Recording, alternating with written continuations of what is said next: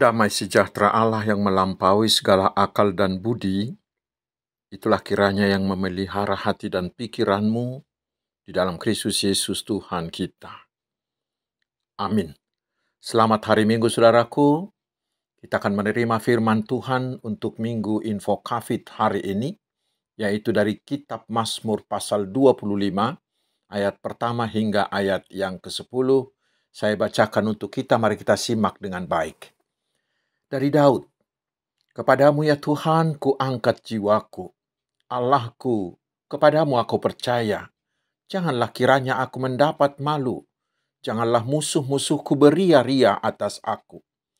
Ya, semua orang yang menantikan Engkau takkan mendapat malu. Yang mendapat malu ialah mereka yang berbuat khianat dengan tidak ada alasannya. Beritahukanlah jalan-jalanmu kepadaku ya Tuhan.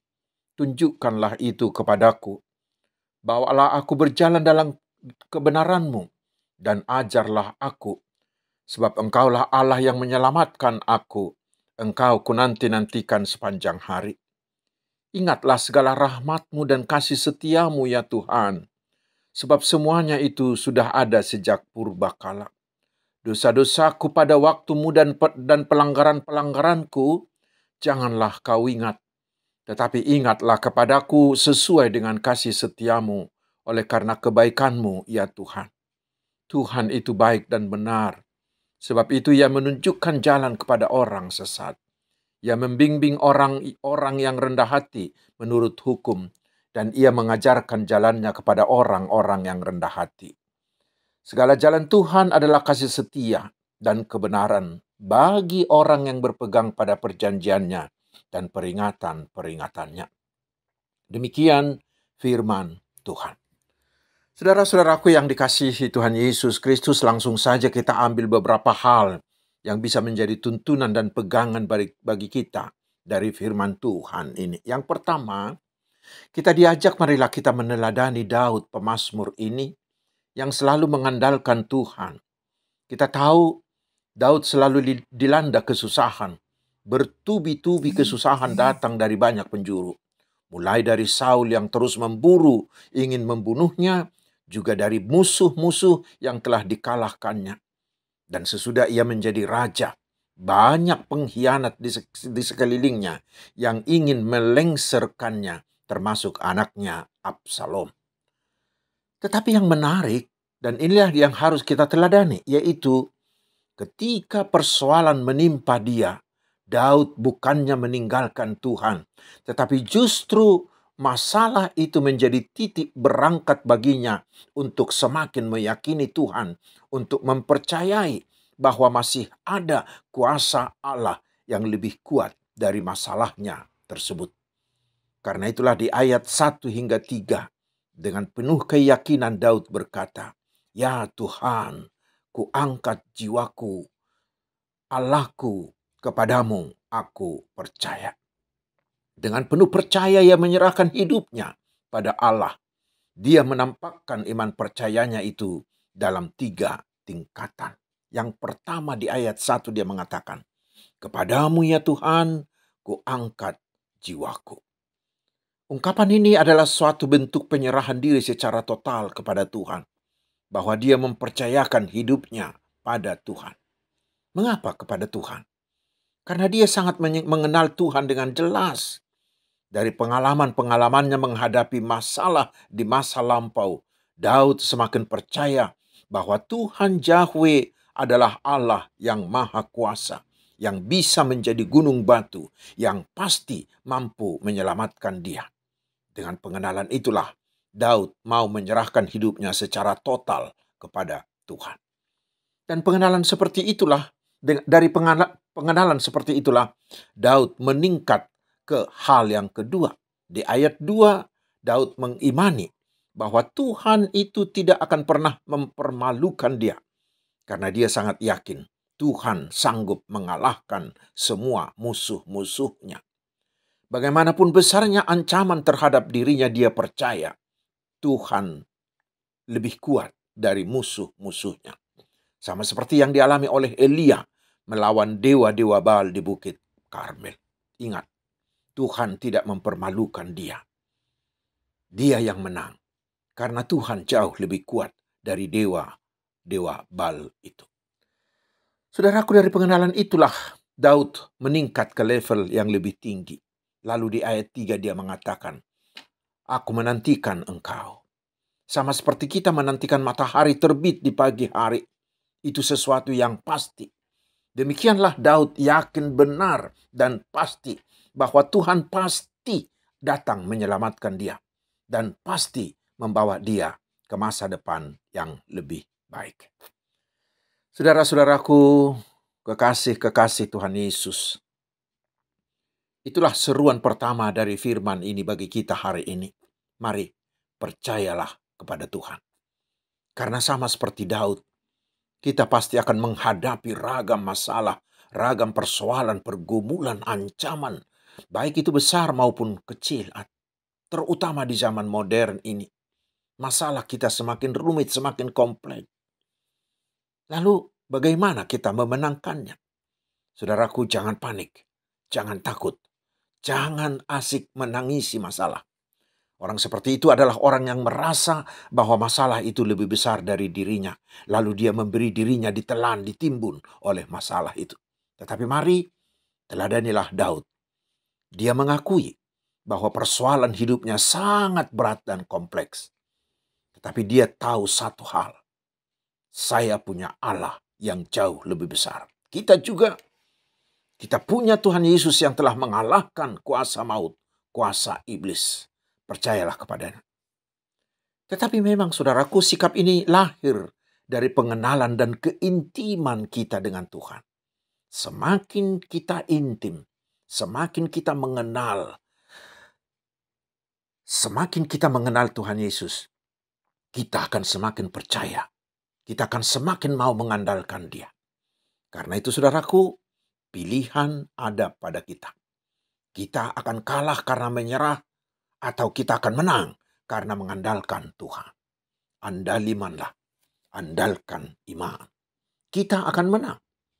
Lalu katakanlah, selamat datang masalah, selamat datang pergumulan. Saya tidak mau kamu kalahkan. Tetapi dengan kuasa Tuhanku Yesus yang telah mengalahkan maut, aku akan menelanmu dan akan menggunakanmu menjadi tanggaku untuk naik. Itu hal yang pertama dari perikop ini. Sekarang kita lihat hal berikut. Ternyata tidak cukup hanya percaya, tetapi harus meningkat lagi. Mari kita baca di ayat 4 hingga ayat ke-5. Setelah Daud percaya kepada Tuhan, dia memahami jalan-jalan Tuhan. Demikian dengan kita. Setelah percaya kepada Tuhan, kita harus memahami jalan-jalan Tuhan. Daud mengatakan dalam ayat 45 dalam bahasa Indonesia sehari-hari itu, tunjukkanlah kehendak-Mu kepadaku ya Tuhan. Nyatakanlah apa yang harus kulakukan. Setelah percaya kepada Tuhan, Daud mau agar dia selalu berjalan di jalan Tuhan.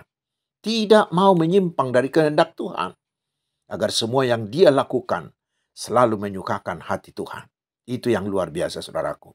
Itulah sebuah kualitas spiritualitas yang sangat-sangat tinggi. Lalu pertanyaannya, bagaimana Daud bisa sampai ke tingkat spiritualitas yang begitu tinggi? Yaitu karena bagi Daud sangat jelas apa misinya, apa tujuan hidupnya selama hidup di dunia ini. Dia mengatakan, pertama, dia hanyalah seorang hamba Tuhan yang harus melakukan kehendak Tuannya. Dan kedua, dia menyadari bahwa dia hanyalah seorang duta Allah yang harus bertindak, berlaku, berbuat hanya untuk kepentingan yang menyuruhnya, yaitu Allah. Daud selalu sadar, walau dia sudah menjadi seorang raja dari sebuah bangsa yang besar, dia hanyalah seorang suruhan, seorang hamba, seorang duta Allah. Tugas utamanya, seluruh perbuatannya, seluruh aktivitasnya, seluruh yang dia pikirkan dan lakukan hanya satu tujuannya, yaitu melakukan kehendak Allah. Saudara-saudaraku, itulah salah satu cara supaya kita juga bisa memiliki spiritualitas yang tinggi. Kita harus selalu menyadari siapakah kita. apakah tugas utama, dan apakah misi kita selama kita diperbolehkan hidup di dunia ini. Tetapi inilah yang sering kurang disadari banyak orang. Kebanyakan manusia merasa bahwa dia hidup di dunia hanya karena dia memang harus hidup. Atau yang lain merasa hidup hanya untuk dirinya sendiri, sehingga dia hanya mengurus dirinya sendiri. Itulah yang membuat hidup mereka menjadi kacau balau, jauh dari kebenaran. Karena itulah seruan firman Tuhan bagi kita hari ini. Mari teladanilah Daud, agar kita bisa memiliki spiritualitas yang tinggi. Kita harus selalu menyadari siapakah kita, apakah tugas, apakah misi utama kita bila Tuhan memperbolehkan kita hidup hingga saat ini. Kita harus sadari bahwa kita adalah hamba-hamba, kita adalah duta-duta Allah di dunia ini. Yang harus kita lakukan adalah melakukan kehendak Allah. Orang seperti itu akan selalu berdoa seperti doa Daud di ayat 45 tadi. Ya Tuhan, tunjukkanlah kehendak-Mu kepadaku, ya Tuhan. Nyatakanlah apa yang harus kulakukan. Ajarilah dan bimbinglah aku untuk hidup menurut kehendak-Mu. Bila sudah demikian, saudaraku, kita akan selalu berjalan di jalan Tuhan. Sehingga hidup kita akan teratur, akan penuh damai. Kita tidak akan tersesat, tetapi akan selalu berjalan dalam kebenaran yang membuat hidup kita tenang. Sekarang yang terakhir, saudaraku. Setelah Daud mengenal dirinya, dia pun menyadari dia adalah orang berdosa, terutama di masa mudanya. Ya, namanya lah anak muda, bukan? Sering mengandalkan pikiran, sering mengandalkan darah mudanya, gairah mudanya. Daud menyadari itulah yang membuat dia jauh dari Allah, dan dia harus menerima hukuman Allah. Tetapi dia tidak mau berhenti di situ, dia mau lebih jauh lagi. Dia benar mengenal dirinya orang berdosa dari sejak masa mudanya. Tetapi Daud percaya, Daud mengenal Allahnya. Percaya bahwa Allah itu adalah Allah yang maha kasih dan maha pengampun. Ayat 6 dan 7. Karena itulah Daud berani datang meminta keampunan dosa. Karena dia tahu pengampunan adalah cara masuk pada kebenaran Allah. Tidak ada kekuatan apapun dari dirinya yang dapat membuatnya boleh menjadi orang benar di hadapan Allah selain dari rahmat dan pengasihan Allah. Dan itulah yang dia minta dari Allah. Saudara-saudaraku, dengan itu kita diingatkan hari ini agar kita juga menyadari bahwa kita adalah orang-orang berdosa dan kita tidak memiliki kemampuan untuk menyelamatkan diri kita dari murka Tuhan. Tetapi dengan firman hari ini kita diajak agar kita percaya bahwa kita punya Allah yang maha pengampun, yang sudah datang di dalam Tuhan Yesus, yang mau mengorbankan dirinya di kayu salib Golgota untuk menebus kita dan menyediakan keampunan dosa bagi kita dan mengadakan perdamaian kita dengan Allah. Karena itu yang perlu kita lakukan sekarang adalah mari akui dosamu dengan jujur dan dalam kerendahan hati. Mohonlah keampunan dosa. Dan seperti dikatakan di 1 Yohanes 1 ayat 9. Pasti, Tuhan pasti mau mengampuni kita.